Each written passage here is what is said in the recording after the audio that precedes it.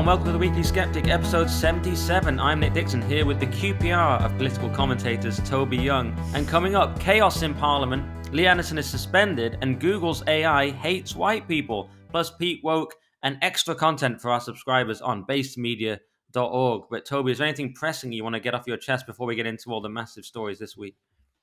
No, I just wanted to thank our premium subscribers, and they, of course, will be able to listen to the extended version of the show. And if you haven't subscribed yet and you want to listen to the full version of the Daily Sceptic, please go to basedmedia.org. And for as little as £5 a month, you can become a premium subscriber, and you can not only listen to the extended version of this show, but you can also watch it on our basedmedia.org website. And in the future, there'll be additional premium content that you'll be able to access if you subscribe for as little as £5 a month. Yes, as we speak, me and Toby are thinking of other shows we could add, actually. So let us know if you have any suggestions for me and Toby. And also, yes, you can get the video, as you say, and you can complain about my microphone being slightly in the way of my face, which is due to how this microphone works, guys. If I don't put it there, the sound will not be captured properly. It's not a budget mic, but it's not the absolute best. And subscribe to basemedia.org and I'll buy a better mic. How about that? It is the Blue Yeti, which is decent. But anyway, that's why the mic's there, for all the people that apparently have mentioned that. So, all right. Well, maybe we'll kick off then, because it's been a massive week. There's so much to cover. And the big thing first was Lindsay Hoyle, the Speaker of the House of Commons, changing procedure in a very, very complicated way. I've got 2 pages on it here from the BBC, but it was essentially to do with this amendment. I mean, basically, by parliamentary convention, an opposition party amendment, in this case Labour's, to a motion submitted by another opposition party, the SNP, is not put to a vote when there's also a government amendment, which there was. And so this was a change. And what we don't know, and maybe we'll never know, is how much Keir Starmer leaned on Hoyle to change this. But we heard that there was a meeting of Labour people. They went in to the Speaker. They came out looking miserable. Then Starmer went in, and then they came out looking happy. And suddenly Hoyle had agreed to allow this change to precedent and procedure.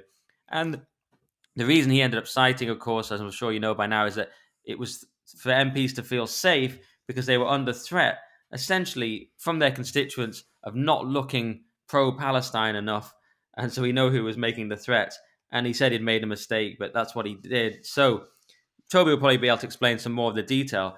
And there's more wrinkles since then, particularly Chris Bryant coming out and admitting it was grubby, which was quite shocking. He came out and admitted this was not the way to do things, and that Labour had sort of played the game and been very tricksy, and used the SNP accused Labour of using every dirty trick in the Westminster book.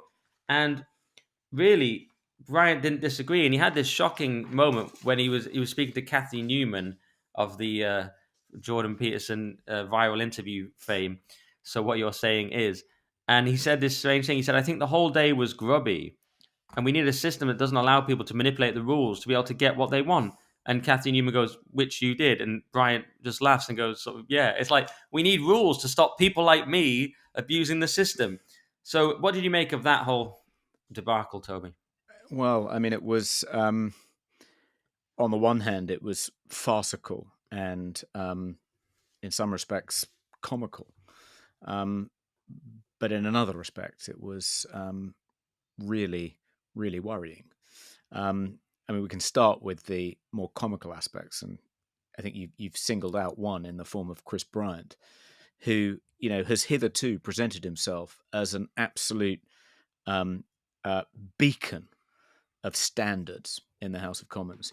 He is the kind of head prefect when it comes to enforcing parliamentary standards. He is the chair of the House of Commons Committee on Standards and the author of a book called Code of Conduct: Why We Need to Fix Parliament and How to Do It. Yeah. And yet here he was, as you say, filibustering. So his party leader could browbeat the Speaker of the House of Commons to break the rules in order to spare Keir Starmer's blushes. I mean, it was political chicanery of the very worst kind. Far from being an example of the kind of high standards Chris Bryant is always claiming he believes in and wants to uphold, it was about as low as you can go. And uh, of course, the SNP were furious because um, they wanted to take advantage of their opposition day when they were entitled to put forward a motion which would be the first to be debated on that day in the House of Commons. And they put forward a motion that they knew would split the Labour Party, calling for an immediate ceasefire in Gaza. And that created a real headache for Keir Starmer because he, he, he couldn't have the Labour Party endorsing an immediate ceasefire in Gaza with no reference to the hostages or anything else, because that would be contrary to his official position, even though he's been wobbling on his official position. So Labour MPs would have had to have rebelled to vote for the SNP motion. And yet Labour MPs themselves wanted to vote for some kind of ceasefire. So the solution was to not just introduce a Labour motion calling for a slightly more anodyne, watered-down ceasefire, which Labour MPs could vote for and which Labour could get behind without seeming to do a U-turn on its previous position on the Israel-Gaza conflict. But he also needed to make sure, as you said, that that motion had an opportunity to be debated and voted on, which it wouldn't because the government also proposed a motion and they take priority over the official opposition on the day, the SNP's day. There wouldn't have been time to address the compromise motion put forward by Keir Starmer unless the Speaker broke the rules, which he duly did. But the really worrying thing about this is not the political chicanery. It's the fact that the Speaker was persuaded to break the rules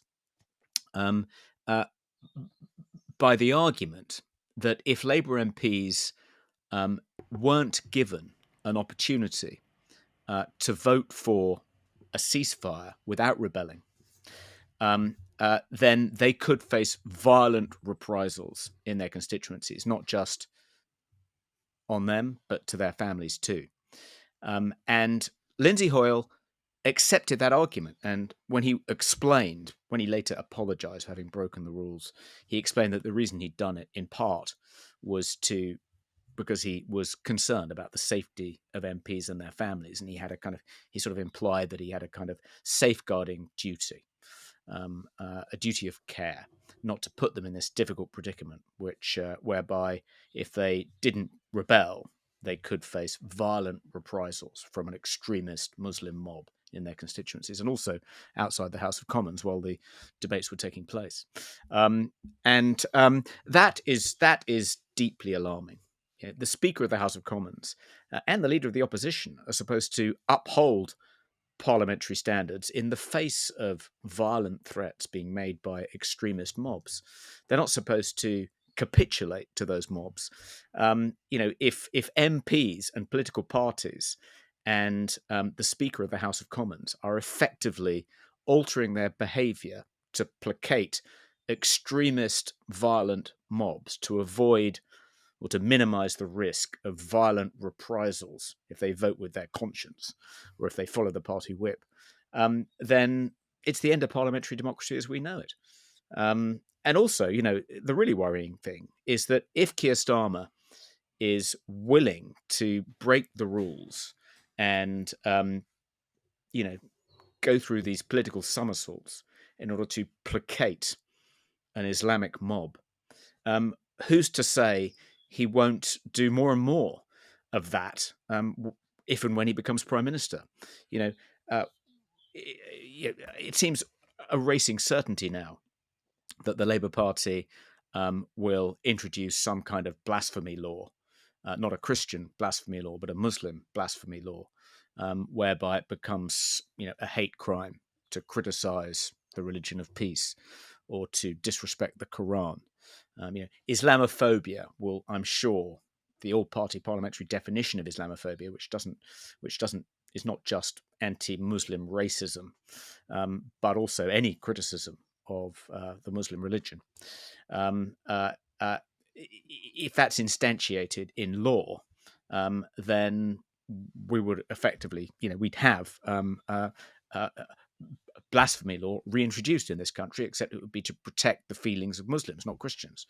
And there are all sorts of other things, worrying things, a Keir Starmer-led Labour government could do if he's prepared to, do all these things to avoid the risk of being targeted. And behaving like this, placating the mob, is just going to embolden them. So they thought, we got our way on this. We threatened these MPs with setting their offices on fire, attacking their families, surrounding them, at meetings and outside their homes with violent, unruly mobs to scare the bejesus out of them. And it's worked. They've done our bidding. They've broken their own rules. They've thrown parliamentary custom out of the window in order to avoid all these things we've been threatening to do. So, boy, that really works. Let's do it again. Let's see what else we can get them to concede. So that is really worrying. And actually, to my mind, Lindsay Hoyle should resign. I think it was what he thought of as an excuse is actually makes it worse. If he really was doing this, if he really was changing procedure, throwing out the parliamentary rulebook to placate a violent Muslim mob, then he isn't fit to do the job. But of course, it would be very difficult for him to resign from Labour's point of view, because if he goes, then, well, there's an argument for Keir Starmer going too, because if Keir Starmer actually did make that argument, supposedly, it hasn't been proven yet, and I don't think Keir Starmer's admitted it, but supposedly the killer line which persuaded Lindsay Hoyle to break the rules was, if you don't, you'll have blood on your hands. That's what Keir Starmer supposedly said to him. If you don't change the rules to allow my MPs to vote for this more anodyne ceasefire motion, and you force them not to vote for a ceasefire, you could have blood on your hands. You will have blood on your hands. And he said that's his excuse. But if Keir Starmer said that, then Keir Starmer isn't fit to be leader of the opposition either. If he's giving into violent mobs and allowing his decisions to be dictated by threats being issued by violent religious extremists, then he's not fit to be leader of the opposition either. So, I don't think Lindsay Hoyle's going to go, because the moment he goes, the pressure's then onto Keir Starmer. So I imagine, Labour Party are doing everything in their power to make sure Keir Starmer remains in office, knowing that the floodgates will open if he falls on his sword, to mix a metaphor. Yeah, and the other allegation, which of course we can't prove, was that Starmer may have said to him, "Well, you won't be speaker for long after the election." That he would get him to stand down or whatever, however it works. So I don't know if he would do that, just directly threaten his job. It's been suggested. Another thing on Hoyle, Hoyle should definitely resign, as you say. One, for changing procedure like that. Two, for doing it for those reasons of capitulating to threats. And if you watch the video that Leo Kirsch shared, and initially he thought it was current, turned out to be from February 1st, but it was after Mike Freer stepped down. So it was really the same issue, which was that Hoyle was in this video saying, "Oh yeah, we've got this problem with white nationalism and extremism and far right, blah, blah," and he wouldn't even mention Islam, and he did the usual thing of going on about far right stuff. At the very end, he said, "Oh yeah, and Sir David Ames," but he didn't mention the real threat. So it was really the classic thing that they do, which again proved he was completely unfit for this job. And on the other point you make, the Islamophobia definition that Labour allegedly want to bring in, some of the things in there are pretty shocking. So one of them is accusing Muslim citizens of being more loyal to the Ummah, Muslim community, or to their countries of origin, or to the alleged priorities of Muslims worldwide than to the interests of their own nations. I mean, it's in some cases a fairly relevant accusation. Then another one here, accusing Muslims as a group of inventing or exaggerating Islamophobia, ethnic cleansing, or genocide perpetrated against Muslims. So you could have a situation where you say, well, this is a genocide in Gaza, and someone says, well, I disagree. Well, that's now illegal under Labour because that's now Islamophobia. But that would be a completely legitimate position. Whatever you think in Israel, I think that's perfectly reasonable for you to say, no, it's not a genocide. I mean, both sides think it's a genocide, so it's obviously contentious. And then, unless you want to say something, Toby, I was going to also add the Rishi statement that he came out with following this, which was very weak, in my opinion. He came out with a statement to address. He said, in Parliament this week, a dangerous signal was sent that the intimidation works, correct, as we've just said. It is toxic for our society and our politics. It is an affront to the liberties and values we hold dear in Britain. Our democracy cannot and must not bend to the threat of violence and intimidation. That's okay. But then you read the actual statement, he never mentions Islam or Islamic extremism or Islamism, whatever term we're using now, doesn't mention that. He says the events of recent weeks are but the latest in an emerging pattern which should not be tolerated. Legitimate protests hijacked by extremists to promote and glorify terrorism, elected representatives verbally threatened and physically violently targeted, and anti-Semitic tropes beamed onto our own Parliament building. And that's as close as he gets to saying it. He talks about, he says it's a signal that intimidation works, but he says terror, he says extremists, but he never says more than that. Could be talking about the IRA. Then he says our democracy cannot and must not bend to the threat of violence. And he ends up talking about racism in the second paragraph. Speaking as someone who's experienced racism, I know it when I see it. So suddenly it's about anti-Semitism, and then it's about racism against him in the past, and it's suddenly obfuscated. I thought that was a pretty weak statement as well. What do you think to any of that? Yeah. Well, just on the point about the all-party parliamentary group's definition of Islamophobia, which has been officially endorsed by the Labour Party, and Annalisa Dodds boasted as much and was slapped down for doing so by Kemi in a bad-tempered exchange on X. But one of the aspects of the all-party parliamentary group, which came up with this definition, and the definition is Islamophobia is rooted in racism and is a type of racism that targets expressions of Muslimness or perceived Muslimness. So that sounds very like any criticism of the Muslim religion will be classed as Islamophobia. But in the report that this definition is included in, it also gives as an example of Islamophobia the teaching of the history of Islam in a particular way. So Islamophobia, the report says, includes, quote, claims of Muslims spreading Islam by the sword or subjugating minority groups under their rule. So that means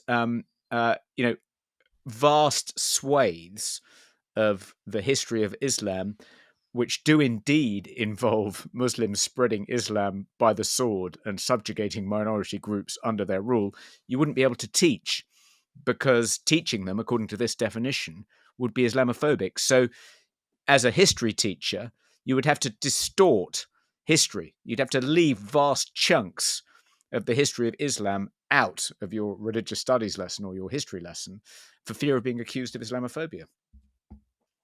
I mean, if you were discussing contemporary manifestations of Islamic fundamentalism, you wouldn't be able to talk about the actions of Boko Haram, for instance, because that's exactly how Islam is prosecuted in Nigeria and other parts of Africa. So it's a ludicrous definition, and the fact that Annalisa Dodds thinks that she can score points off the Conservatives by pointing out that the Conservatives haven't embraced this definition, haven't condemned all manifestations of Islamophobia as defined by the all-party parliamentary group, whereas the Labour Party has, is a shocker, and I think gives you a taste of just how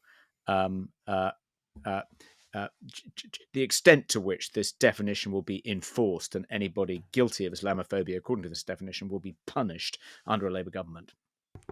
Yeah, it is a sign of what's going to come. It's going to be pretty horrific. And Kemi Badenoch replied to that and said, we use the term anti-Muslim hatred. It makes clear the law protects Muslims. In this country, we have a proud tradition of religious freedom and the freedom to criticize religion. The definition of Islamophobia she uses creates a blasphemy law via the back door, if adopted. My problem there is, I understand it's sort of thought of as better than Islamophobia, and it sounds more like anti-Semitism, but actually anti-Muslim hatred, doesn't it kind of mean the same thing? Oh, it's a bit clearer, but a Muslim is someone who follows Islam. So again, it still doesn't make it race. Like the claim is that you're being racist if you're Islamophobic. That's the big claim we've seen frequently this week, even from, I was going to say the left, but even from alleged conservatives like Baroness Varzi. So, but this term anti-Muslim hatred doesn't really solve the problem, because a Muslim is just a follower of Islam who could be any race. So why is that so much better? I think what Kemi is driving at there is that under the Public Order Act, there are various stirring up offences already on the statute books. And they include stirring up hatred against people on the basis of their religion. So that would include stirring up hatred against Muslims. So what she's effectively saying is we don't need any new laws to protect our Muslim populations. They're already protected by the stirring up offences in the Public Order Act. I see. Okay. Just on the point you made about Rishi Yeah. being too scared to identify, the real threat. I was on The World at One on Radio 4 debating this issue with Shami Chakrabarti, and I wasn't inhibited about naming the threat, and I did refer to the Muslim mob outside Parliament on Wednesday night, projecting genocidal slogans onto Elizabeth Tower. And she immediately jumped down my throat for demonizing all Muslims and Britain's entire Muslim population. I was like, I hadn't done any such thing. And thankfully, I was given the opportunity to point that out. I said, no, you're completely misinterpreting what I said. I pointed out that most of the violent extremists who've been threatening Labour MPs and who have prompted Lindsay Hoyle to throw out the rule book are Muslims. I'm not saying they are like all Muslims or all Muslims share their views. And when I made that clear, she then thanked me for. She made it sound like I'd done a U-turn in response to her criticism. She thanked me for kind of being suddenly more reasonable. I was like, no, you've totally misunderstood what I said. But you can see why Rishi was reluctant to, identify the real problem, because as soon as he does that, the other side would then jump down his throat and accuse him of being Islamophobic, which is not quite what Shami accused me of, but she got halfway there. It's as though you're walking into a trap, because these kind of members of the kind of media political progressive class are so quick to kind of label you Islamophobic if you so much as mention the fact that the mob outside Parliament on Wednesday, the people threatening Labour MPs, are for the most part Muslims. Yeah. Well, I think there's so much more to say on this, but it kind of bleeds into the Lee Anderson story. So do you want to quickly do our advert before we do Lee Anderson? Sure. So this is an ad for the live-in care company. Are you worried about parents or loved ones who are finding it more and more difficult to take care of themselves, or who may be living with a condition such as dementia or Parkinson's? Are you starting to think about a residential care home, but the very thought doesn't sit right? At the Live-In Care Company, we truly believe that home is the best place to receive care from an expert carer of your choice and on a one-to-one basis. Home is always calmer, more healthy, and a happier place to be. For more information about live-in care, please go to theliveIncarecompany.co.uk. That's all one word, theliveIncarecompany.co.uk. Or you can ring them for a no-obligation conversation on 0118 914 5300. That's 0118 914 5300, and they'll be happy to help. All right. Thank you to the Live-In Care Company. Let's press on with our stories. It's a kind of mega story, this. It kind of bleeds from Lindsay Hoyle into the Lee Anderson suspension. So I'm sure you all know Lee Anderson was suspended for his statement that he made a remark about Khan and Islamists, saying that they're his mates. Essentially, that was the comment that got him in trouble. He said, I don't actually believe that these Islamists have got control of our country, which is a reference to something his fellow Bradman had said. What I do believe is that they've got control of Khan, they've got control of London. He's actually given our capital city away to his mates. If you let Labour in through the back door, expect more of this. Expect our cities to be taken over by these lunatics. And then, actually, there was a strange statement that appeared on his X account. I mean, we've been told that he didn't make an apology. But actually, if you looked underneath this statement, there were people saying both that it was an apology. There were people annoyed that he apologized and people annoyed that he hadn't apologized. So no one seemed to know if this initial statement was an apology or what it was. It was on Lee Anderson's X account, yet it said Lee Anderson MP said, following a call with the chief whip, I understand the difficult position that I've put both he and the Prime Minister in with regard to my comments. I fully accept that they had no option but to suspend the whip in these circumstances. However, I will continue to support the government's efforts to call out extremism in all forms, be that anti-Semitism or Islamophobia. It was a weird statement because he made that false equivalence between anti-Semitism, which we know is can be hatred just against Jews, versus Islamophobia, which we know is criticism of a religion. So that was a strange statement, especially when he then went on GB News last night as we record on Patrick Christie's show, and he said, if you are wrong, apologizing is not a sign of weakness, but a sign of strength. But when you think you are right, you should never apologize because to do so would be a sign of weakness. I mean, that was a statement he released to GB News, and then he explained it more in person. So he refused to apologize despite that initial strange statement. And he also said that he didn't like this term Islamophobia and felt it was a de facto blasphemy law. So I don't know what that initial statement was, but that is his position. And I believe he's right, of course, not to back down, not to apologize. I think he's doing the right thing. You can't apologize to Khan. And I had a slight back and forth with Konstantin on X because he said that he should apologize to Khan, his argument being it will sort of quash the matter and let us move on. I think that's a mistake. Although, of course, yes, he was always going to be under pressure to walk it back. He was always going to get suspended or something similar. That doesn't mean you apologize to Khan because, well, let's just put, I mean, Constantine says what Lee Anderson said was stupid and extremely unhelpful. He's given the media and political class the story they need to avoid talking about the real issue. Threats of violence from Islamists cause Parliament to abandon its own rules. I mean, that's all true. But then he said he should apologize to Khan. And that's the part where just wound me up to the point where I had to reply. And I said, never ever apologize to Sadiq Khan under any circumstances. To do so would imply either that he is a good faith actor, he is not, or that there is some impartial adjudicator one can appeal to who will put things right. There is not. And I added the only possible exception is if you're about to lose your house in a defamation case. This is known as the Hopkins clause. So, if you were going to get sued by Khan, I would let you off. But you can't apologize to Khan because he's not a good faith actor. He just wants to crush you. He is the enemy. This is a culture war. We need to act accordingly. And to be fair to Lee Anderson, that original statement aside, he has been quite strong on refusing to back down to Khan. What do you think, Toby? Well, I think let's bracket the question of whether or not Lee Anderson should apologise to Sadiq Khan. I'm not sure that would make the issue go away and enable us to focus on the main issue again. Let's bracket that for the time being. I do think, obviously, that Lee Anderson expressing himself as he did, effectively saying that Islamists have got control of Sadiq Khan, and Sadiq Khan has done their bidding and handed over London to them, effectively. I thought that was extremely unhelpful because it gave, as you've said and as Konstantin more or less said, it gave the other side an opportunity to change the subject and make this a story about Islamophobia in the Tory Party and not what had happened on Wednesday and whether the Speaker and by extension the Leader of the Opposition, should be in their jobs.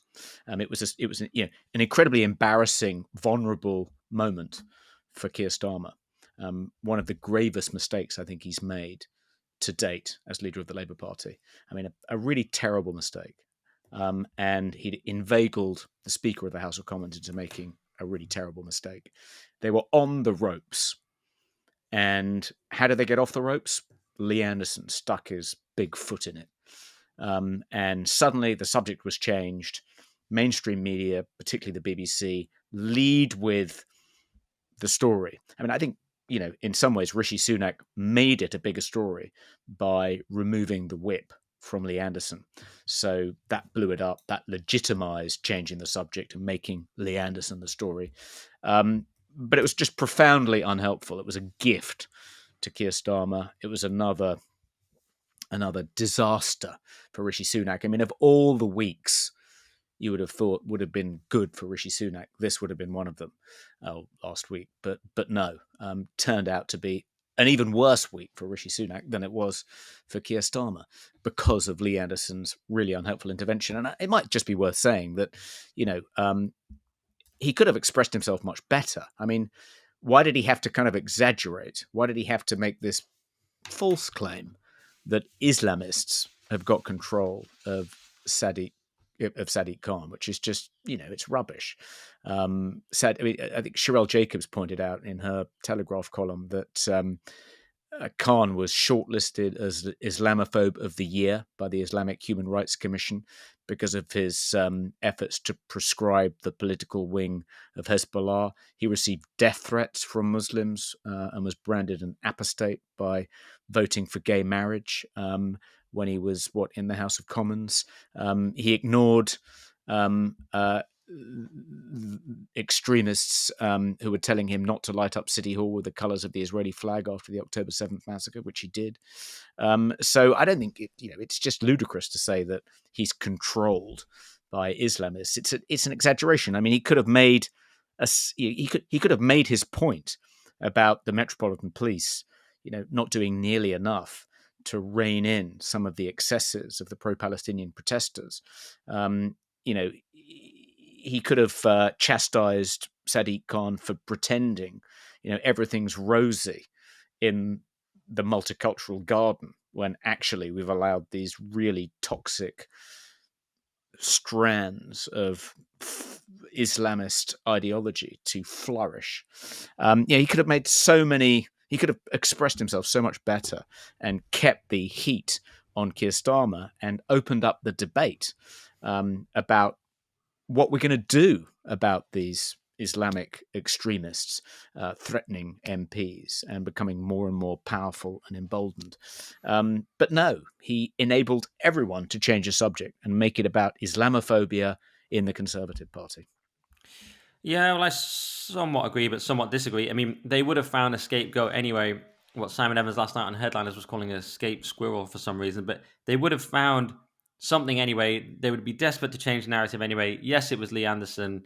Yeah, it was unhelpful, but I believe they would have done it with something anyway. And we've seen it again with Paul Scully, and they always do this. So why even blame Lee Anderson? Why not just plow on and just accept that they'll always try and obfuscate, they'll always try and change the issue, and we just have to stick to our guns and stick to the truth. I mean, and as to your other point, Jonathan Wong from Lotus Eaters has provided quite a useful list of times Sadiq Khan did seem to have associations with fairly extreme people. So 2002, Sadiq Khan defended Louis Farrakhan. 2003, Sadiq Khan was a consultant of a defense team for a terrorist and member of Al Qaeda. I'm skipping some of the names because I can't pronounce them. 2016, Khan repeatedly shared platforms and attended meetings with a group backed by Anwar al-Awlaki, an Al Qaeda recruiter. That's why I'm skipping the names. Another one, 2017, he refused to ban anti-Israel Al-Quds march that glorified Hezbollah 2 weeks after the London Bridge attack. I mean, there are cases that can be made, but yeah, I don't think it's particularly helpful to say, he's controlled by Islamists or whatever. But I think they would always try and change the subject. And Khan has done this thing repeatedly now of saying racism is racism, Islamophobia is racism. He just keeps conflating Islamophobia and racism absolutely shamelessly. Knows they're not the same thing unless he's really, really thick, which he is. But he must know they're not the same thing. And I've actually shared that Christopher Hitchens clip that's ended up with like 170,000 views again because it's so relevant on X. And he with him, credit to him, not me. And he talks about, this is years ago, and he says Islamophobia, they're already introducing the term as if it was an accusation of race hate or bigotry rather than simply objecting to the preachings of an extreme and absolutist religion. Now, whether you agree with Hitchens' characterization of Islam, clearly it's something different. It's not racism. But Khan has been working overtime to claim that it is racism, as has Baroness Vazi, who said the exact same thing. She's doing everything she can to conflate these two terms. I'm just looking for the story. I have it somewhere anyway. But she's doing everything she can, and then she put out a post saying, "Oh, I'm standing up to the hate," and it was her doing a plank in the gym, and she's like, "I'm strong and I'm standing up to the hate." It's like, yeah, what you're doing is conflating racism and Islamophobia, which is it's. I mean, it's disingenuous at best. I mean, this is, they know they're not the same thing. So anyway, that's basically my case, that they would have done something like that anyway. What do you think to that? Well, I think we need to be careful before adopting Hitchens's definition of Islamophobia. I mean, I think the way Islamophobia is used, it conflates two things. It conflates anti-Muslim racism and criticisms of Islam, and it lumps those things together, and so anyone who criticizes the religion or any aspect or some aspect of the religion is branded Islamophobic, and because Islamophobia includes but isn't limited to anti-Muslim racism, the implication is the person you're making this accusation of is an anti-Muslim racist, and they're racist for criticizing Islam too. But I don't think it's not. I don't think it's Islamophobia doesn't just describe criticism of Islam. It's that, but it's also anti-Muslim racism, and it's that's the sleight of hand that's going on. It includes some things I think that most people would find morally reprehensible, but it lumps in with those things that most reasonable people wouldn't think was remotely morally reprehensible, in order to try and prohibit criticism of Islam more broadly. But that's the way it works, and that's how it does its work. Interestingly, the group that initially accused the Tory Party of being Islamophobic and called for an investigation into structural Islamophobia within the party's ranks was the Muslim Council of Britain. And the Muslim Council of Britain has beef with the Conservative Party because the Conservative Party in office has refused to have anything to do with the MCB. And that was initially a decision taken by Gordon Brown in 2009. It was when he was Prime Minister, he cut off, he banned the government from having any more contact with the Muslim Council of Britain after its Deputy Secretary General signed the Istanbul Declaration, this was in 2009, calling for attacks on Royal Navy vessels that were enforcing a UN weapons blockade on Hamas-run Gaza back in 2009. So the Muslim Council of Britain, which has accused the Conservative Party of being Islamophobic, called for an investigation into structural Islamophobia, and is being has sort of, the way these accusations have been dealt with, reported by the BBC, effectively cedes the moral high ground to this organisation. And this is an organisation that in 2009 endorsed attacks on Royal Naval vessels. The idea that it now occupies the moral high ground is just absolutely ludicrous. One other point I wanted to make about this, Nick, is that lots of Muslim activists, shriek about Islamophobia whenever anyone criticizes Islam, and they're appealing to the taboo against racism, the kind of moral consensus that racism is abhorrent and unacceptable and has no place in modern multicultural Britain. And they're so quick to appeal to that kind of shared moral standard, and yet at the same time completely uninhibited about being brazenly anti-Semitic. It's like if you really thought that racism was terrible, and singling out a minority religious group for criticism because you disapprove of their religion, if you really think that that's terrible, that's a mortal sin and should have no place in contemporary Britain, how dare you routinely be anti-Semitic? I'm talking about, organizations like the Muslim Council of Britain, who scream blue murder whenever the mildest criticism of Islam is made by a conservative politician, or even when the fact that the people chanting from the river to the sea and projecting that slogan onto the House of Commons, when they point out that they're Muslims, suddenly, up on their high horse, you're being Islamophobic. How dare you? We can't say these things in our modern society. And yet, there they are calling for the destruction of the state of Israel now. Well, yeah. And this is the tricky thing that goes on.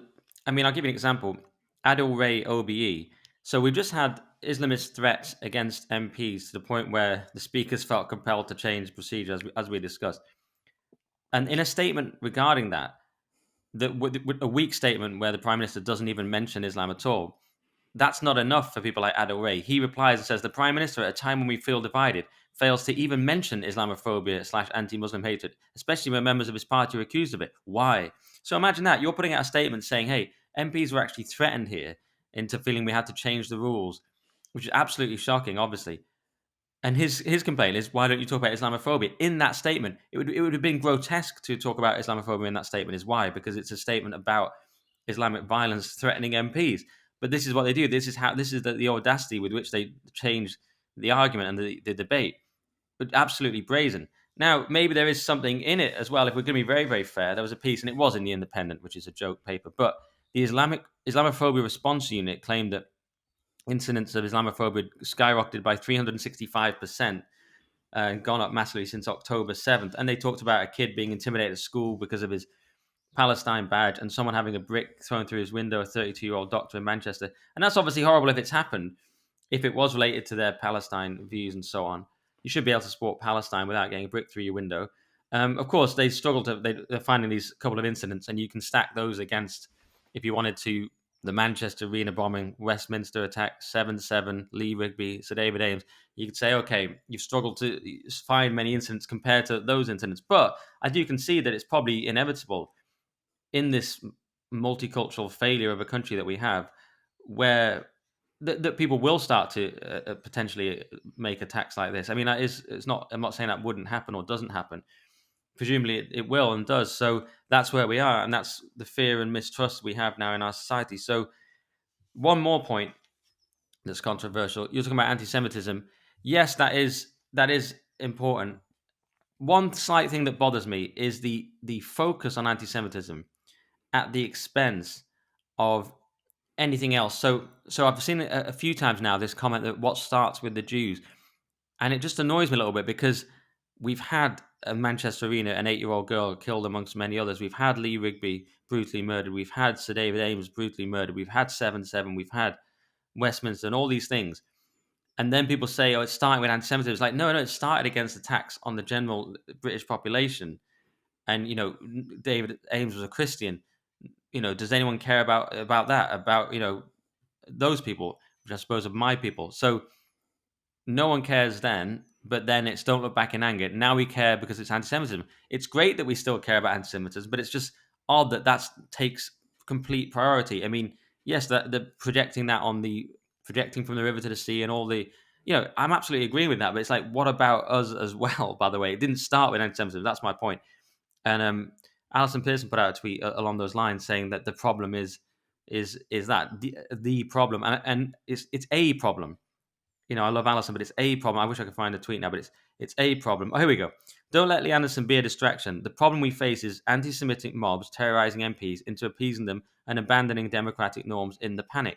And Met Police ignoring blatant Jew hatred on our streets, even ignoring it being projected onto Big Ben. That's the crisis. Yeah, that's a crisis and a problem. But to me, it's only an extension of the same problem we've seen for a long time against not just Jewish people. That's, it's just a point I wanted to make. What do you think to anything I've said? Well, I think historically, um, well, when we look at certainly when we look at Nazi Germany, what started with anti-Semitism did metastasize into the persecution of other minority groups. But I guess it's an argument to try and get the woke who are unthinkingly chanting things like "from the river to the sea" to think a little bit harder, because you won't be able to isolate this prejudice to just the Jews. It won't be long before it's turned against other groups that you care to claim, you claim to care much more about. And I think that's. I mean, I think it's a reasonably good argument. I don't know how effective it is. I suppose. I mean, I was thinking about why Well, I was thinking about what the implications are of this huge resurgence of anti-Semitism on the streets of Britain. And of course, to a large extent, it's because we've admitted so many migrants from Muslim majority country, and they've brought their visceral hatred of the Jews with them. And to be clear, I'm not saying that uh, all British Muslims are anti-Semitic. I don't even think. I think it's a small minority. Probably not even most pro-Palestinian marchers. We've had this discussion before, but nonetheless, it's a significant problem, and it appears to be growing. And I think you can in large part attribute that to um, large inward migration from Muslim majority countries over the last 25 years. But there's in some ways the embrace of anti-Semitism by the woke middle class white left is more alarming, and it's more alarming because it seems to show that all the efforts to educate people about the dangers of anti-Semitism, since the Holocaust. I mean, there's been an enormous effort in, across our education system, um, you know, to try and warn people about the dangers, the risks of anti-Semitism. I mean, you can haggle about whether it always leads to other minorities being persecuted, whether it's a sort of gateway drug to racism and intolerance of every kind. But we know that it quite often leads to pogroms. It led in the 1930s in Germany to the Holocaust. Yeah, this has been drummed into school children from a very early age. And the methods that have been used, uh, uh, embedding those messages in the national curriculum, teaching children about it in history and religious studies, having days that we set aside, Holocaust Remembrance Day, when schools have assemblies on it. There's vast amounts of literature, set books, which are all there containing the same message about the dangers of anti-Semitism, the risks of another Holocaust, never again. Not to belittle these efforts. Of course, they're important and worthwhile, but they don't appear to have stopped anti-Semitism getting a grip on a generation of educated, white, middle class, young people, which suggests that, that entire apparatus for rooting out anti-Semitism has largely been ineffective. Oh, maybe you could argue it would be much, much worse if none of those efforts had been made.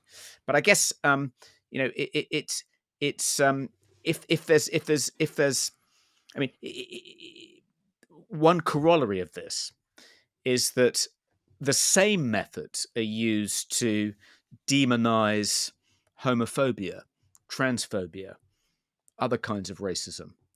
We have LGBT History Month, Black History Month. These messages are embedded across the curriculum. We have kind of figures of authority, museums, galleries, actors, television programs, films, all of the same methods used to try and convey this message about anti-Semitism being completely unacceptable and abhorrent, are used to convey the same message by and if they've ultimately proved to be ineffective in the case of anti-Semitism, are they likely ultimately to prove ineffective with respect to all those other messages that the same apparatus is used to convey to school children and young people? I mean, it sort of to me, it sort of it sort of it raises a question. The fact that anti-Semitism has reappeared I don't think it's reappeared amongst Muslims. It's reappeared amongst educated white university students. Um, and the fact that it has suggests that um, way we've thought about and the way we continue to try and inculcate other messages we want school children to take home and imbibe is just ineffective. It needs to be rethought. It doesn't work. It doesn't work very well. Well, it's much worse than that. So a lot of the stuff about anti-Semitism has been to stop the right gaining any traction. I heard it said recently that since 1945, being right wing has essentially been banned. So the fear of Hitler and the spectre of Hitler has been used to quash any kind of right wing movement, and this is why the right has emerged in things like libertarianism and pivoted to things like that, because otherwise you get called Hitler.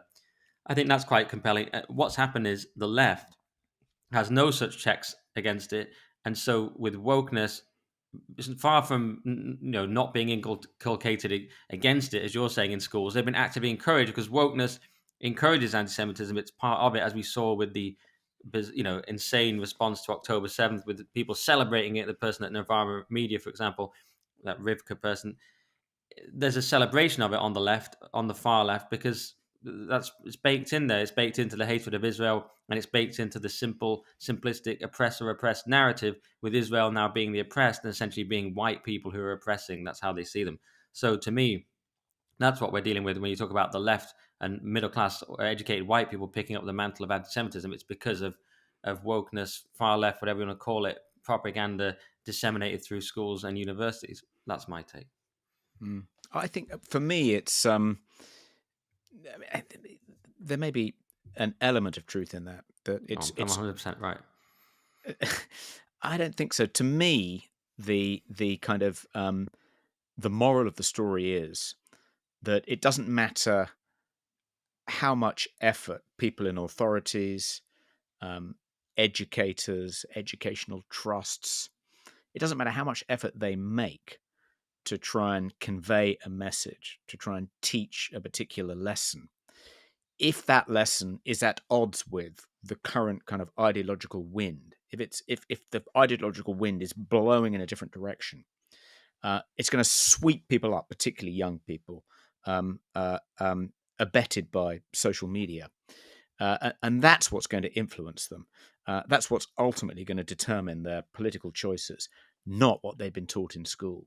And I imagine that all the people teaching children in school about the sins of homophobia and transphobia and racism and misogyny, they all think that what they're doing is working really well, and they congratulate themselves on making a difference, on creating a generation of progressive social activists. But actually, it's just that they're blowing with the wind, and it's the wind which is taking young people with it. It's not what they're doing. And if the wind was blowing in the opposite direction, nothing they'd be doing would be making much impact. And it's the winds that we need to control, and no one, I think, has much of a clue about how to do that.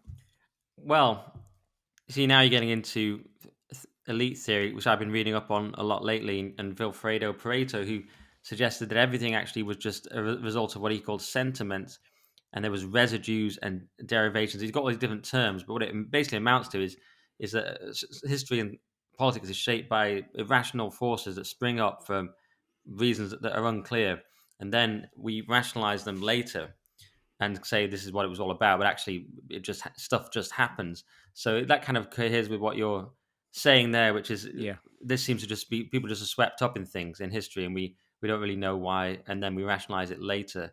And that, I think you may well be right. I mean, anti-Semitism's back, the far left is back. Or wokeness is a thing at the moment. Who knows why? We'll rationalize it later and say it was X and Y, but it's just the moment we're in. So yeah, you may well be right on that. And I can see as someone who's concerned with schools, you're worried about the education of children and what it can do. But yeah, it certainly hasn't stopped this. Um, on Sadiq Khan, by the way, I mean, I just put out a funny tweet. I can see leftoids going mental about it as we speak, about Sadiq Khan. So this guy from The Guardian said the vast majority of the people who hate Sadiq Khan and think he's ruined London don't live in London and never come to London. All their information comes from a closed loop of racists on Twitter. So I said, I've lived in London 15 years and I hate Sadiq Khan. Every single person I've spoken to about it, including Muslims, hates Sadiq Khan. As the old saying goes, when a man is tired of hating Sadiq Khan, he is tired of life, which I was quoting the old Johnson quote. So, and I have spoken to lots of people. A lot of them have been taxi drivers, frankly. After my work, I go home late at night after headliners and I ask them, what do you think of Sadiq Khan? They hate him. They all hate him. Now, against that, arguing against myself, is this poll that's just come out, new YouGov poll, that gives Sadiq Khan a 25-point lead in the London mayoral race, 49%, and Susan Hall's on 24. Some people did point out, rightly, she's more popular than her party in London, but Sadiq Khan's still winning massively, so there is some truth that someone must like him in London. Who is it? Is it just Muslims block voting, Labour, lefties just block voting? I mean, who are these people that still like Khan? No, he's and he's in all likelihood going to win a third term. It's insane. We need a proper candidate. I mean, Susan Hall seems nice, but we need. Well, I've never even met her. I like some of the stuff she says, but we need a really serious candidate. Maybe Toby Young. Maybe I'll have to do it. We need a really serious candidate against. I mean, Bailey did very well, but we need someone to beat Khan. It's just maybe they're just rigging the votes. I mean, who knows? It's just who is voting for Khan. Everyone I speak to hates him. I'm just not in the right circles. Clearly, I don't know. Yeah, I never meet anyone who's a fan of his. I find it difficult to hate him though because he's just such a midwit. I mean, everything about him is so he just kind of radiates mediocrity and incompetence. And he's like his regime in London is similar to the SNP's regime in Scotland. It's all about, it's all performative. It's all about virtue signaling. He's not about actually making sure, transport for London works better. He's not about, trying to soothe divisions. There's nothing statesmanlike about him. He's this kind of cheap political point scorer. But the ways he does that are just generally so uninspired and predictable and boring. And, it's like, he's too bland, too mediocre to hate, isn't he? It's like, I can see. He's the bland face of something, Toby. But really, what it is all his mates are Islamists, and they're in control of London. That's what it is. But he's the bland face of that. But yeah, someone else put it to me the other day that he's like a woke politician from 10 years ago, and can you take him seriously? I do see that. I just think he's the bland face of something more sinister. But I mean, people have got in trouble for saying things like that.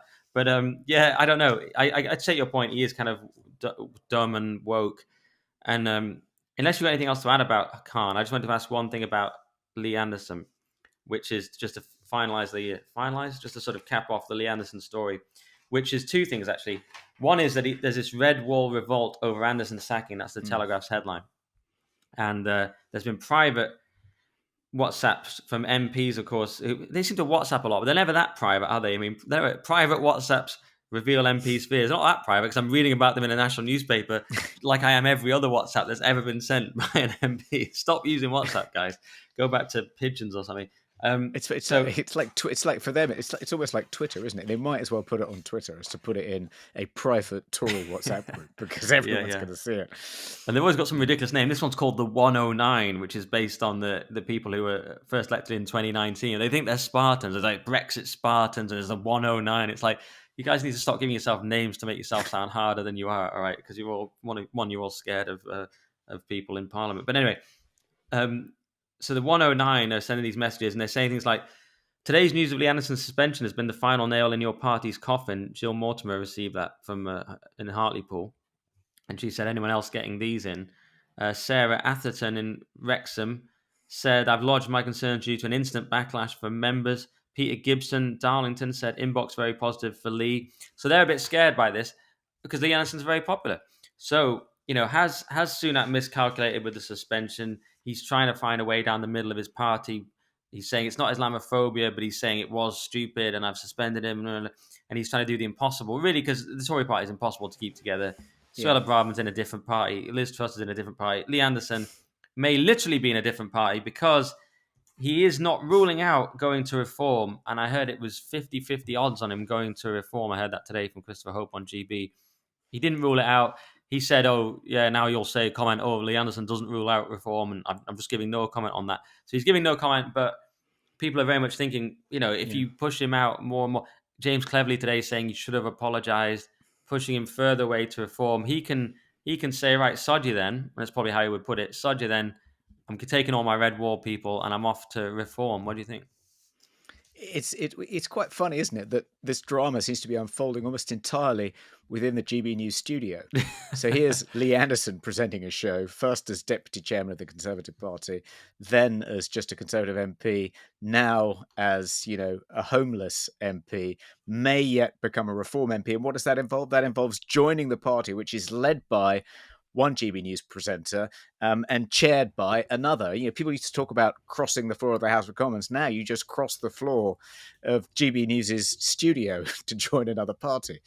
But I think I wouldn't be surprised. I mean, he said that he has no intention of standing down as an MP, and it might be easier to run as a Reform candidate than as an independent, because at least he'd have the support of a kind of national political party and some resources to spend on his re-election campaign as a Reform candidate. And I imagine might have a chance.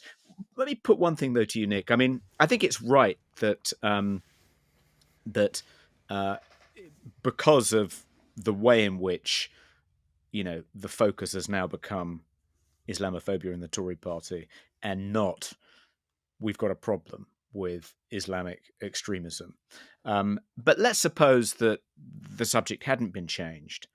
And I think one of the reasons the Red Wall voters, are unhappy with the way in which Lee Anderson has been treated is because they are alarmed when they see these, mobs seemingly taking over our city centres every Saturday.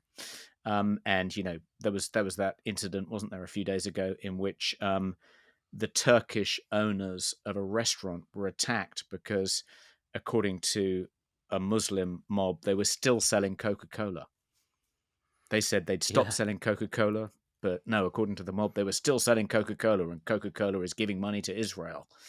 When I think people in Red Wall constituencies who voted for candidates like Lee Anderson last time, I'm sure are alarmed when they see pictures like that on the nightly news.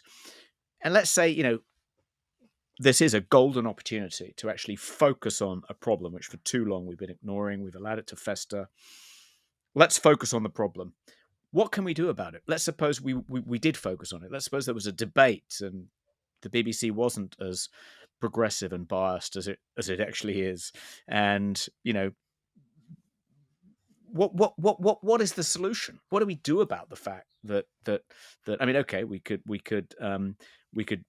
take various steps to reduce migration. We could ramp up the Prevent program, make the Prevent programs focus Islamic extremism instead of far right extremism. Follow the recommendations of William Shawcross. Maybe we could. I mean, we could be much more robust about challenging Islamic extremism in schools, not pander to it in the way that Batley, the headmaster of Batley Grammar School, did. Make it clear we aren't going to introduce Muslim blasphemy laws. The police could get much more robust about. But will any of that really make any difference? We've got this problem. And if you think it's a big problem and it seems to be getting worse, would any of these things make much difference? If there was a national debate about it, what would be your recommendation? And don't say, well, we could just deport them. Look at the difficulties that Shamima Begum's thrown up with. I mean, where would you deport them to? Whose problem would they become if you deported them? No one's going to willingly accept them into their country. Would you create a new kind of Muslim island somewhere, send them all there? I mean, to me, I think we agree that this is a problem that for too long has been ignored. It needs to be addressed because it's only getting worse, and we're now seeing it's posing a direct threat to parliamentary democracy. And it seems to have got the Speaker of the House and the Leader of the Opposition running scared, and he's likely to be the next Prime Minister. So it's a massive problem. What do we do about it? Well, I'm glad you put me on the spot. I mean, I was looking around them. The viewer would be like, what's Nick looking for? I was looking for my story about France, which I can't find, but I was Oh, exactly yeah. going to suggest that we deport them because the worst of them, because France has just had this imam, I'm sure you saw it, Yeah. Tunisian, who said that the tricolor was satanic and that it had no value in Allah or something like that. So he definitely said it was Yeah. satanic, and that's something similar to what I've just said about Allah. And then they said, right, you're gone. And they just deported him, bang, in a few days. Wasn't it 12 days after he was arrested or something? It was bang. It was new laws that allowed him to do it. And I know the French system is different. And Leo was saying it was because there was this cordon sanitaire and the left didn't vote on an issue, and that allowed the right to put through this more tough deportation law. So we need something like that. We need laws to change to just be able to deal with people. We need very harsh punishments. But you're Yeah, but right. It's very gone. yeah, you're taking a slightly easy way out there and sidestepping the question. I mean, of course, it was possible to deport him because he was a Tunisian passport holder. You send him back to Tunisia. But Mm. where do you send British-born Muslim extremists waving jihadi flags?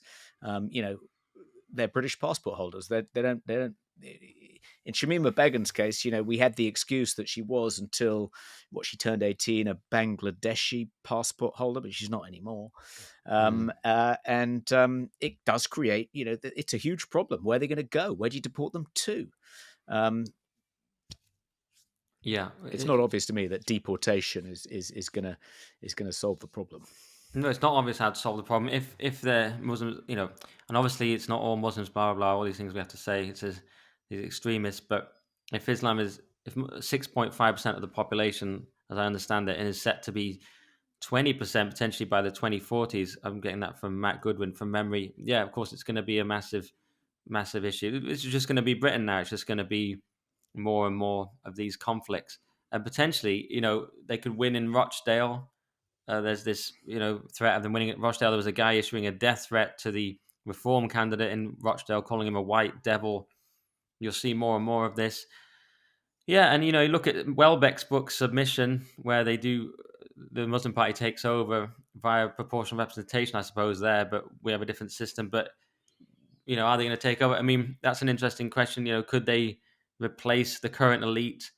Because I was looking at this Mm. because I'm so into this elite theory at the moment. We have a liberal elite that ignores everything we want, and one part of that has been mass immigration.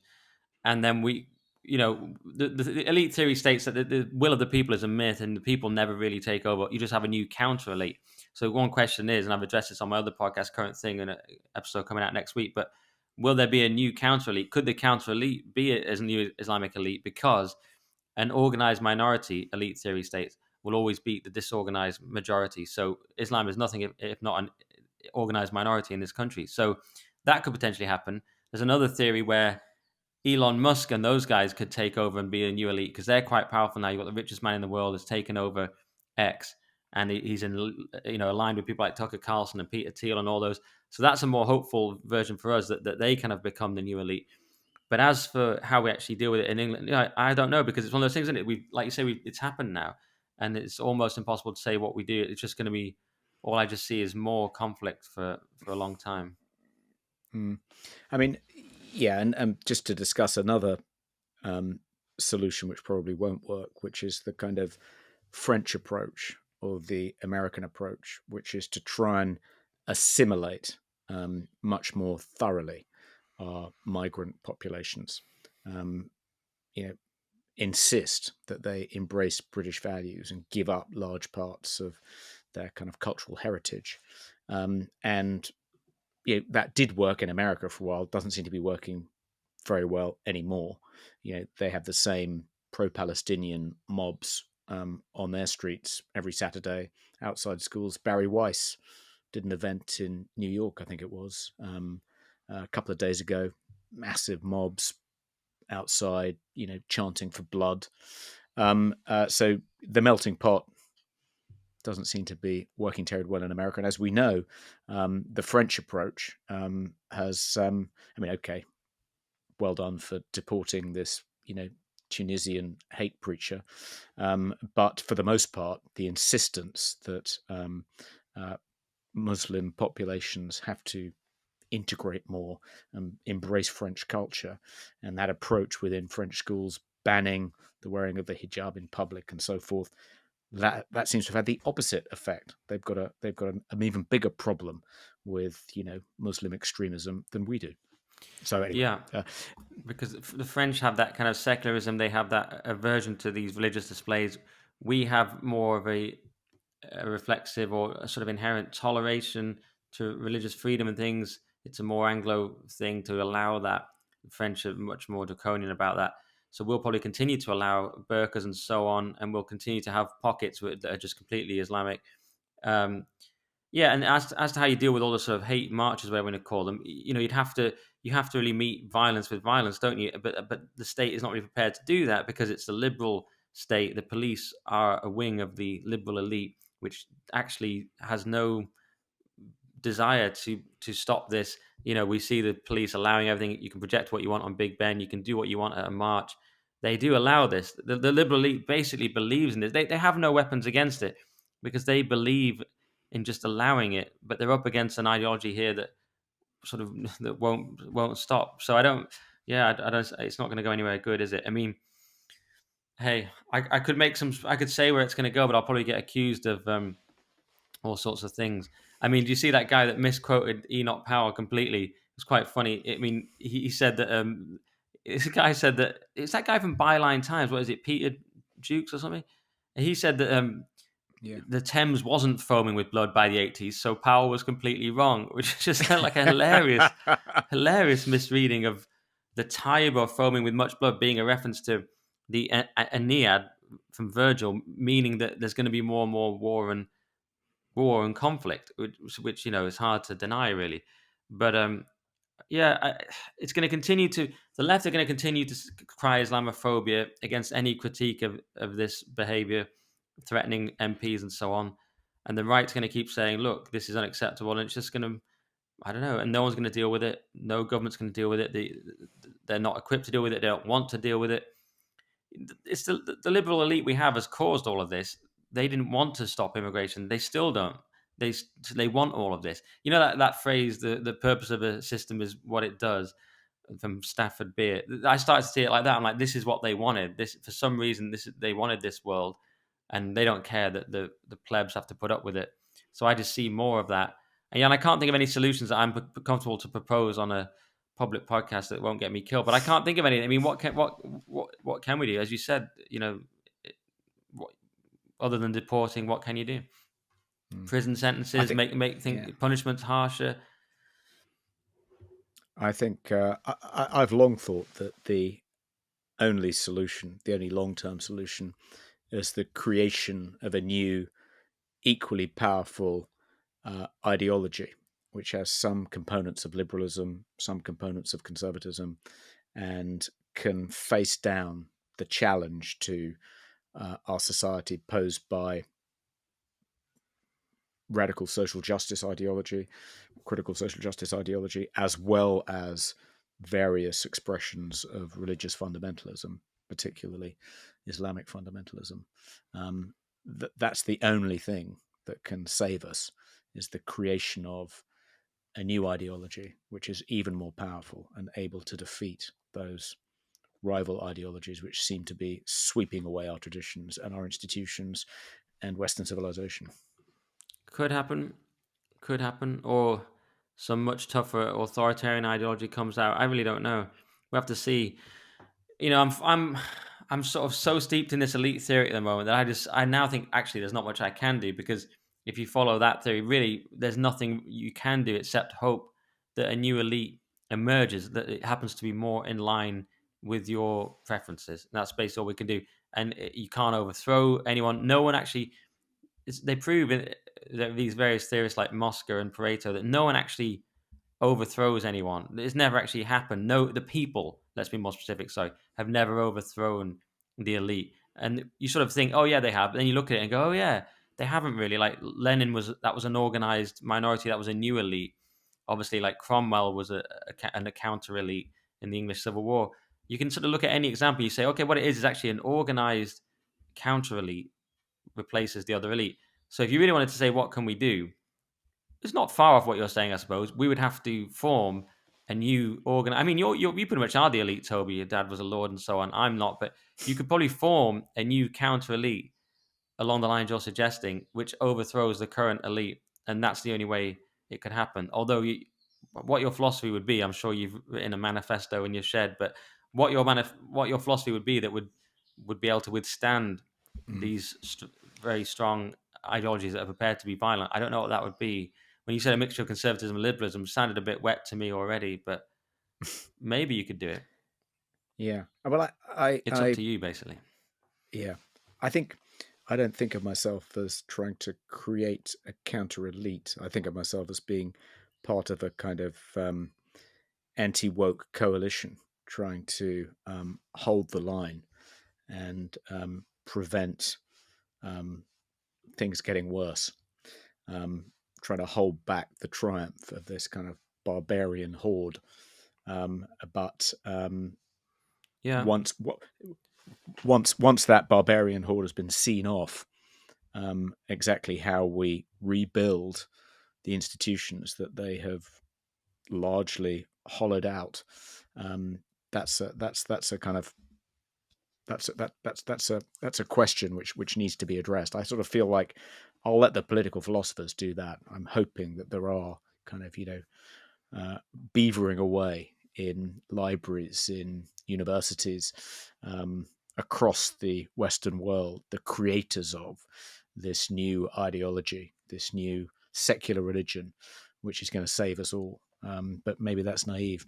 Well, I think it probably is closest to the Musk thing, an anti-woke coalition. I'm calling them a potential new elite. It's probably we're probably talking about the same thing. That's the biggest chance I see. You've got the richest man in the world. He's taken over the most influential platform in the world. He's very against DEI, critical race theory, against wokeness. He hates anti-white racism. He's very strong on this. He's got very powerful people along with him: Tucker Carlson, Peter Thiel, all these people. And now even people like Bill Ackman, a liberal, are influencing their candidates like Dean Phillips and saying, no, you've got to be against DEI. And there is this movement. So, and America is still very strong.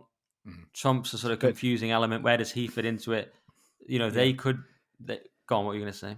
but I was going to say, as we've discussed before, the anti-woke coalition, I think of which Elon Musk probably is a part, if not one of the leaders, it knows what it's against, and whilst it's fighting a battle uh, against, something that everyone in the coalition is united in disliking, then it's easy to kind of maintain solidarity, unity, some semblance of common purpose. But once we win, if we ever win, then the coalition is going to fracture because actually there's a lot of disagreement about what to put in the place of the what it is we're all against. We know what we're against, but when it comes to what we're for, I think there's a great deal of disagreement. The most obvious schism would be between the gender-critical feminists and the natcons, who are at the moment in the same camp, sharing a tent. But if we manage to see off the kind of barbarian horde, then I expect we'll disagree about the kind of society we want to create pretty quickly. Well, another way of looking at it is this guy, Academic Agent. Some people will know his YouTube channel. I just interviewed him on my other podcast. It's going to come out next week. He has this thing called Back to Fresh Prince, where he says what the elites are going to do is put the woke away, his phrase, and they're going to go back to Fresh Prince, which means back to a colorblind 90s. The world we all enjoyed of watching Fresh Prince and thinking that, oh yeah, Uncle Phil's like us and we don't see race and we're all one and it's all nice. They're going to go back to that. And I do see that as possible with people like Elon Musk. You notice they're very against some of the more egregious excesses of wokeness. They're against DEI, they're against critical race theory, etc. And they hate that. So, but they are still globalist. They're kind of libertarian-ish. They like Bitcoin and so on. But so I see that potentially happening. I see DEI going away. I see critical race theory going away. I see a lot of wokeness disappearing. But what academic agent points out, and I tend to agree with as well, is they don't really tackle immigration. Elon Musk is a globalist. He's actually openly very pro-immigration, obviously skilled immigration and so on. But I see this as the issue, that we probably will get rid of some of the woke stuff, and we might be happy, we might be sort of sated by that to a degree, but we'll still have things like immigration, which kind of explains why at Weekly Sceptic Live I've said things like, yeah, we're going to beat wokeness, and I've been quite bullish on not the one we just did, but the one before. And yet I can also put out a post on Twitter like that one on X that got almost 10,000 likes, where I said we have no police, no legal system, no shared identity, no religion, no culture, no country, which is because I really do see us being able to beat woke fairly soon, but not the more fundamental questions of immigration and all these things. So Yeah. that's the way I see the problem. Yeah. The problem is that, it's odd, isn't it, that we now look back on the Fresh Prince era as a kind of Shangri-La. It certainly didn't feel like that at the time. But compared to what we have now, yeah. But yeah, the problem is, as you say, that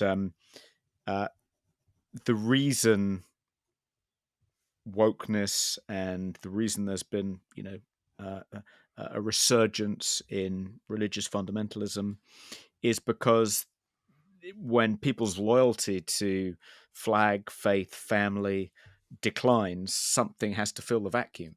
It can't just kind of benignly continue, in which everyone suddenly gets along. That's not who we are. That's not our natures. We need things to rally around. We need to congregate in tribes. We need things to unite in opposition against. And it could be that I think we will defeat wokeness. We might even, fend off the challenge posed by Russian nationalism and Islamic fundamentalism. But something equally toxic and poisonous will fill its place, unless we come up with some kind of robust, long-lasting secular religion to kind of which will play the same kind of role that Christianity played for 2,000 years. Yeah, I would say let's just bring back Christianity, but that's me, and maybe it wouldn't work. Yeah, and we haven't even touched on. I mean, yeah, the response across Europe will be that the sort of more white collectivist right emerges, which is what they're terrified of, which is with the IFD and Geert Wilders and all these people, and it hasn't really taken place in England yet, and there's all these checks against it. But that's with Islam, that you're going to see more and more of that. But there's going to be huge attempts to block that. So that's another way it could go. Who knows? It's very hard to predict. It's impossible to predict, isn't it? Impossible to predict history. But yeah, if you want to get your philosophy out there, so you've got to start working on that new Got to religion. start working on the book. Yeah, Yeah. but in your shed. If anyone can do it, you can. I mean, you work 27 hours a day, so may as well bash out a new manifesto that's going to save Europe. And you know everyone already, so you could just get them all to promote it. Get Farage to say, and isn't it funny? I was looking at the manifesto yesterday. A lot of people say it's not going to work, but I've been speaking to Toby Young, and I think it is going to be the future of Europe. That could happen. I just wanted to do. Let's listen to what he has to say. I think it's got a lot very interesting. It's got interesting things to say. Let's listen to what he has to say. Yeah. And then it's just you from the shed say, "Well, I think I've cracked it, Nigel." All right. Well, that is pretty much. I mean, I've got to do the advert, but let's quickly do the Thor's advert then before we go to peak woke. I'm just going to bring it up here because it's very long. Let's be honest, and it's classic Thor. But we thank Thor for his continued support. So Thor says, "Dear fellow free thinker, like you, Stephen is concerned about NATO, Ukraine, his fully jabbed relatives, and what the US might do to the world's most effective journalist." Stephen said, "Thor, did you know that the CIA requested operations to have Julian Assange murdered in the Ecuadorian embassy, and he now faces dying in a US supermax prison for the crime of exposing their war crimes?" Stephen went on, "I've lost my mojo. I'm stressed out, grey with worry, and 20 pounds overweight. My consulting career is going nowhere. Please, can we talk Thor?" Today, 5 weeks later, Stephen is feeling confident and positive. He's 12 pounds lighter, and he's attracting new consulting opportunities using fresh communication strategies. If you'd like to get your mojo back, like Stephen, try my mojo boosting discovery call, because unless you're named Glenn Greenwald, your completely reasonable concerns about Big Pharma or the military industrial complex probably won't pay your newly doubled mortgage and other inflated bills. Sincerely, Thor. So that is Thor Holt, and of course it's info@thorholt.com, I believe is the email. It's linkedin.com/in/Thor Holt, or you can WhatsApp Thor on 07906 321 593 to set up a Mojo Boost call. And Thor is keen to add a footnote here that has his source about the Assange claims, and it says hundreds of media sources, including Julian Borgia, Monday, 27th September 2021, The Guardian, CIA discussed assassinating Julian Assange report. So he's not just making it up. He's got quotes that I in no way endorse. Although I do worry about the treatment of Assange. I don't know if what Thor said is correct, but he has got sources to back him up. So if you want to work with Thor and talk about Assange or getting your mojo back, it's linkedin.com/in/Thor Holt or 07906 321 593. Thank you very much, Thor. And now let's go to everyone's favorite section. It's Peak Woke. All right, so let's get into these Peak Wokes. But first, I just want to say that Google Gemini story we're going to do in the paid section because we didn't have time to get onto it, along with lots of other exciting stories if you go to basedmedia.org. But we did want to give you Peak Woke for the free listeners because we're very generous. And there's lots of Peak Wokes, as always. I've got one here about Mary Poppins. Mary Poppins UK age rating raised to PG due to discriminatory language. Like, even Mary Poppins is offensive now. It is Peak Woke, Toby. I mean, it's because of the Koi Koi, who had a derogatory name in Mary Poppins, which turns out to be Hottentot, which comes from the Dutch settlers, and is thought to imitate their language, which was offensive. So now we've got to up Mary Poppins in case there's any Hottentots or Koi Koi watching, and they're offended, and they think, hang on, you said this was a U, and they're on about Hottentots. This is outrageous. This is a PG if ever I saw one. Yeah, I suppose it would be better than just memory holing Mary Poppins altogether. I mean, this is the argument, the kind of free speech argument for trigger warnings, which is effectively what this is. You know, they're saying to parents, don't let your children watch this unsupervised because they may pick up this offensive language. So you're going to need to be there to contextualize it for them and tell them why it's wrong. You know, that's, of course, kind of awful, but it's not as bad as banning it. And that is the kind of defense of these sorts of trigger warnings. I think I've got one which is worse, which is Russell Group universities have decreed that the phrase, the most qualified person should get the job, is now officially a microaggression. And students can be punished for saying the most qualified person should get the job. And numerous Russell Group universities have said this almost as though there's like a woke WhatsApp group for higher education, and somehow the smoke signal's gone up, and they're now all announcing that saying this is a microaggression.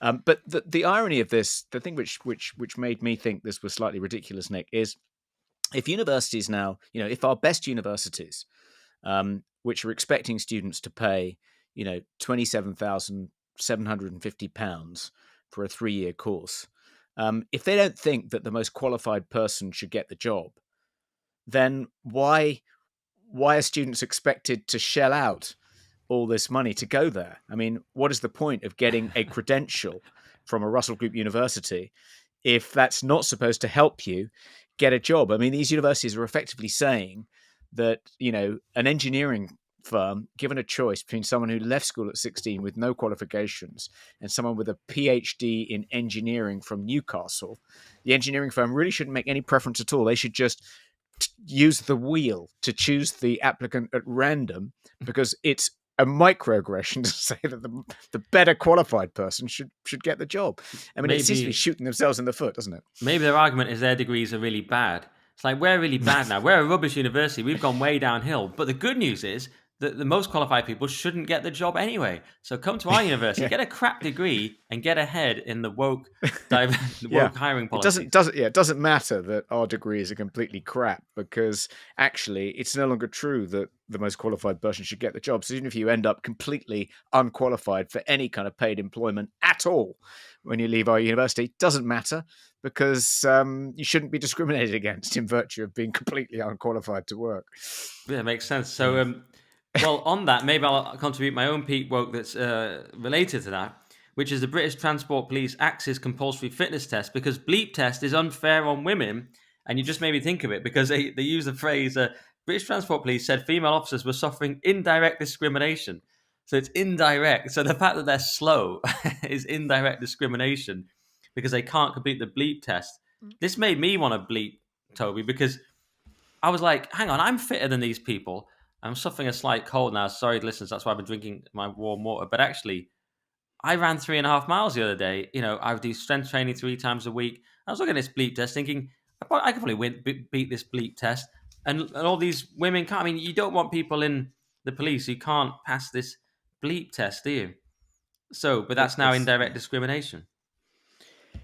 Yeah, it's this is for British Transport Police, wasn't it? Yeah. Yeah, you'd think that discriminating in favour of the fit, if you're going to be working for the British Transport Police, would be non-discriminatory. I mean, but apparently, because not enough women were able to pass the bleep test. Yeah. Just lower the standards accordingly. And no one will be able to chase the criminals, but it'll be very fair. Yeah. There you go, Pete.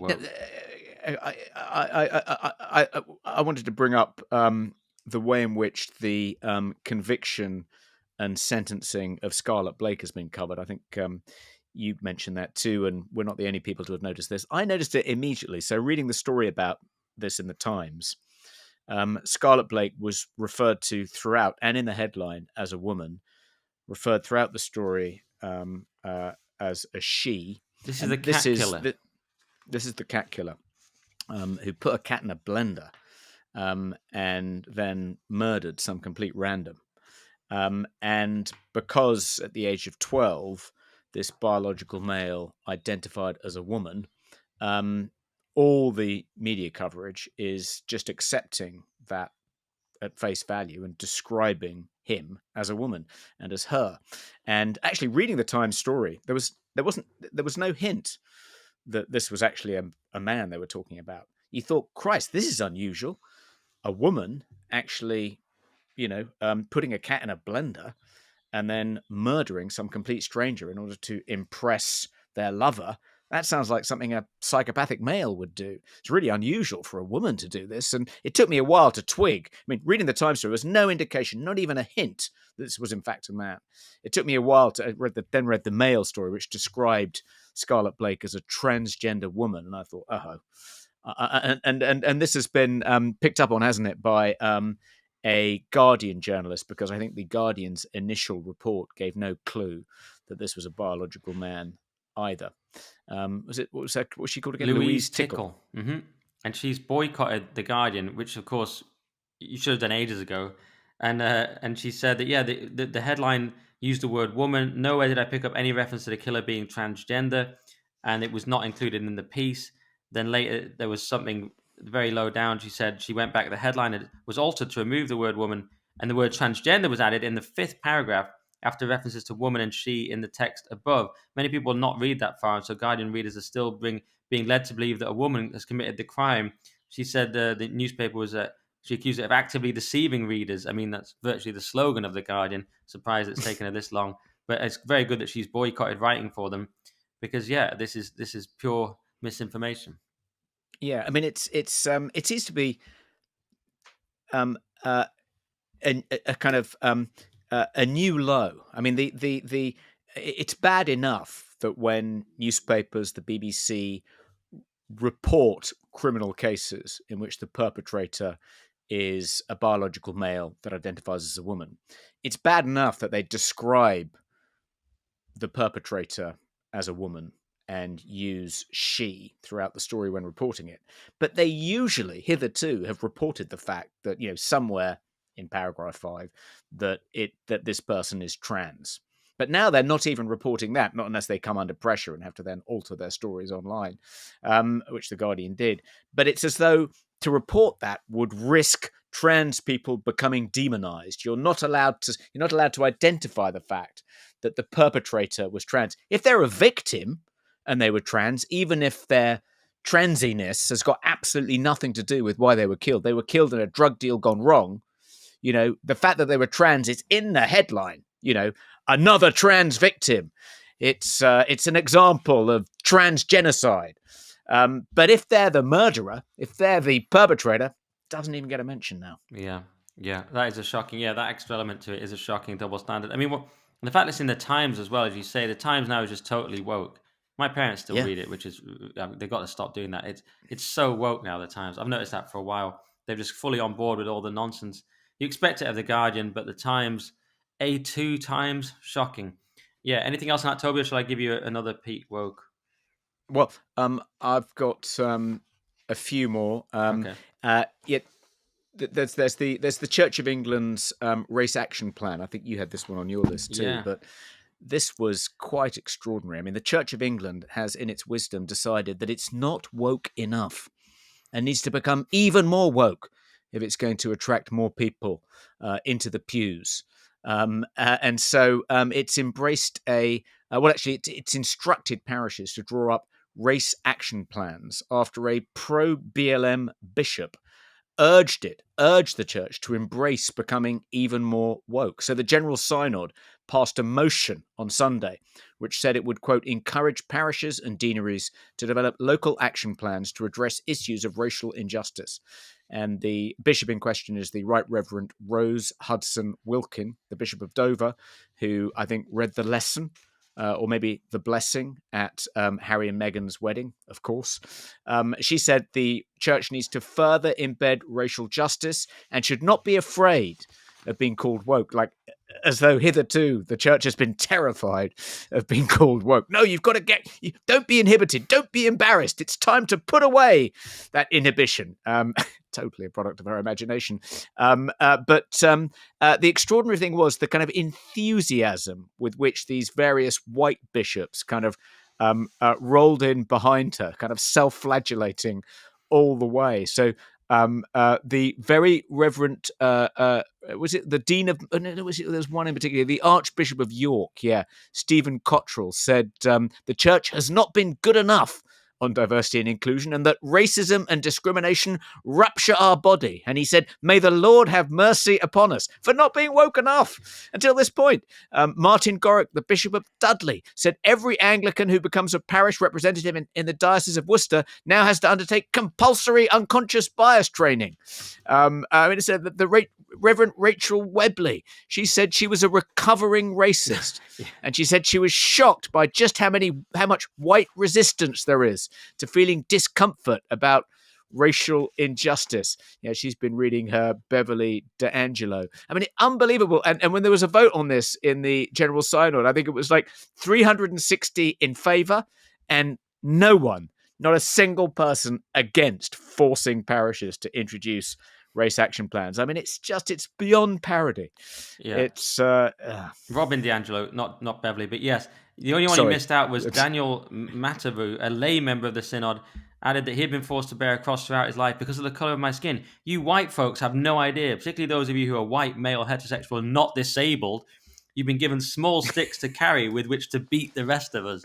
We've got these small sticks to carry, Toby, and we're beating the disabled people because we're not even disabled, and we're just beating them with our little tiny crosses. I mean, absolute scum. I mean, the idea from the Archbishop of York there, that the church has not been good enough on diversity and inclusion. It's all you talk about. I never hear you talk about Lent. I never hear you talking about, I've still given up Coke Zero, by the way, for Lent. It's very hard. I've never heard you talk about Noah or, I don't hear you talk about the resurrection or Cain and Abel. When do we hear about Christianity? It's very simple. Woke is their religion now, and that's it. That's their religion. It's very clear. Yeah.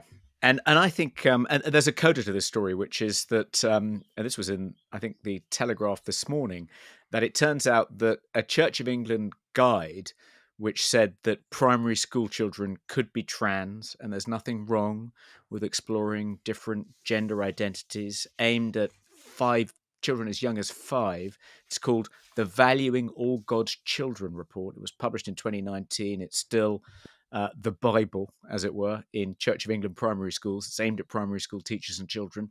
It was funded by Stonewall. So Stonewall actually paid the church to produce this pro-trans propaganda, which is disseminated in the Church of England's 4,630 schools across the country. And it says that primary school children, so that's children, I guess, as young as 4, actually, should be at liberty to explore the possibilities of who they might be without judgment or derision.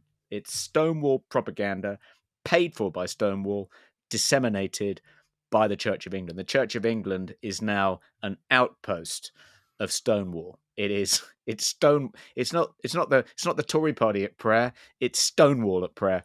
And why is this happening? It seems to me that this is illustrative of a point made by John Gray, the philosopher, and others, that wokeness is really a kind of hyper Christianity. People think of wokeness as filling the God-shaped hole left by the ebbing away of the Christian tide. No, this is Christianity that's kind of metastasized into a kind of hyper Christianity. But so much of the woke religion rhymes with Christianity. You're probably going to dispute this, Nick, but I think this is illustrative. It just fits perfectly with it. You know, the veneration of victims, the meek shall inherit the earth. It's our duty to protect the weak and the vulnerable, and that is the disabled, that is the black and the brown and the homosexual and the trans. This is our moral duty. These are our flock. This is what we're about. This is why we became Christians. It's Christianity without the kind of the constraints provided by the kind of classical tradition it sat alongside for 2,000 years. It's hyper Christianity. That to me seems to be what woke is, and why it's been so successful, and why, far from being any kind of bulwark against its spread, it's just been aided and abetted by the Church of England, amongst other organised religions. No, of course it's not true. I mean, wokeness has come about because of the decline in Christianity. If there was a strong Christian presence, as we used to have, it would not have been allowed to enter in. Wokeness, I've heard it comes from French postmodernist thought. I've heard it comes from 1960s civil rights movement in America and various things. I find them all more compelling than that argument. Do you? That's the conventional analysis, but I think that yours is the anti-Christian analysis. I'm never going to sign off on it. I understand there's something in it, that the types of people, you might say, who would enter the church, who may suffer from an excess of compassion, that they end up becoming woke. I could see that argument. It's a slightly different argument from Christianity itself has led to it. Though, you can make the case. I mean, I make a case that so-called new atheism is just it's just a branch of Christianity, because it's come up in the Christian tradition in the Christian countries. It's not come from somewhere else. It's a highly developed world, sort of post-Christian view that's dependent on Christian ethics. So I sort of even see atheism as a part of Christianity. So I could make that case. But so therefore you could also make the case for wokeness, probably. But yeah, you could probably make that case. I don't really agree, but hey, well, we've done like an epic show for free people here, and I've got a splitting headache. I mean, this is ridiculous. It's far too much content for the free people, but hopefully they'll appreciate it and not write nasty comments, because we've done a massive show there, available free. The only one we missed out, I'm just going to quickly say, is that Labour, another Pete Woke, Labour to help schools develop male influencers to combat Tate misogyny. So this is welcome to the Labour government. Labour are going to help schools train young male influencers who can counter the negative impact of people like Andrew Tate. Can you believe it? I mean, imagine saying that about a Muslim. It sounds like Islamophobia to me, Toby. I mean, what's going on there? The cuck squad. Yeah. What self-respecting, teenage boy is going to sign up to become a member of the cuck squad and become kind of paid propagandist for Keir Starmer's Labour Party? I know. Hey guys, you may have heard of Andrew Tate. Let's just watch a few videos. Imagine how cringe it's going to be. Now, when he said women can't drive, does anyone agree with that? Anyone disagree? Yeah, this is the kind of stuff Labour are paying for. Can you imagine? Yeah, no. It's if only we were running a BBC satirical show, we could have a lot of fun with that. Yeah. When he says "go and get my coffee, ho," and I always want 2 coffees. Why? What do you think he means by ho? Why does he want 2 coffees? Why is that so important to Andrew? Sir, I think it's misogynist. Yeah, interesting. Okay. Yeah. I'm just sorry. I'm just getting carried away with. So I think the host should be made to go and get 2 coffees. Okay. Right. Interesting. Now, do you see why that might be offensive? Does anyone agree with Ibrahim? Yeah. So I think it's Islamophobic to criticise Andrew Tate because he's a Muslim. Exits the class, runs away. Imagine that. That's checkmate. That's probably. I'm not saying that's why Tate converted, but that is sort of checkmate, isn't it? Why are you doing this Islamophobic class against Tate and his Muslim views? Class shuts down. Teacher disappears into hiding. Okay. That was Pete Woke. We've got so much more in the in the paid section. We're going to do maybe Charlotte Church, the stuff that she's been up to from the river to the sea. Google Gemini hates white people. And maybe we'll go across the pond. But thank you to all the free listeners. You are equally valuable. Well, not quite as valuable, but you're almost as valuable. And so thank you for listening. And, if you want to support me, it's buymeacoffee.com/Nick Dixon. It's nickdixon.substack.com. And if you want to upgrade and become a paid member, of course, it's basedmedia.org, £5 a month. You get all the extra stuff. There'll be loads more extra stuff in future. The free show is going to get down to just 15 minutes, and the paid stuff's going to be all the rest of it. No, we're going to try and add more and more stuff. We're going to do it that way. We're going to do the stick and the carrot and not the stick, and we're going to add more shows to the basedmedia.org. So please go there and subscribe if you haven't already. Anything you want to quickly say, Toby? Yeah, just to reiterate, if you thought the free part was good, you have to subscribe, because that's when we go really off piece. That's really seditious. This is light fare. This is the U version of Mary Poppins you've been listening to. If you want the PG version, you have to pay the £5 a month. Yeah, we take mushrooms and we just go off res. Toby says his real views, which no one's ever heard in public. It's amazing. And if you want to support the Free Speech Union, it's freespeechunion.org/join. If you want to support the Daily Sceptic, dailyskeptic.org/donate. Thanks to all of you who are members of the FSU, who donate to the Daily Sceptic. And please complete the trifecta. Become a premium subscriber of the basemedia.org and listen to the really racy content that we're reserving for our premium payers. Yes. And while we're here, listen to the current thing as well. I've just got one out with Paul Cox. Very entertaining episode, very interesting. Some of the similar topics as we've discussed today. Next week, I've got an incredible episode, 2 hours. It's one of the best we've ever done. So listen to the current thing as well. But for now, thank you to the free listeners and viewers, indeed. And we'll pick up with the paid-based viewers and listeners in the next section. But for now, to all the rest of you, please stay skeptical. Stay skeptical.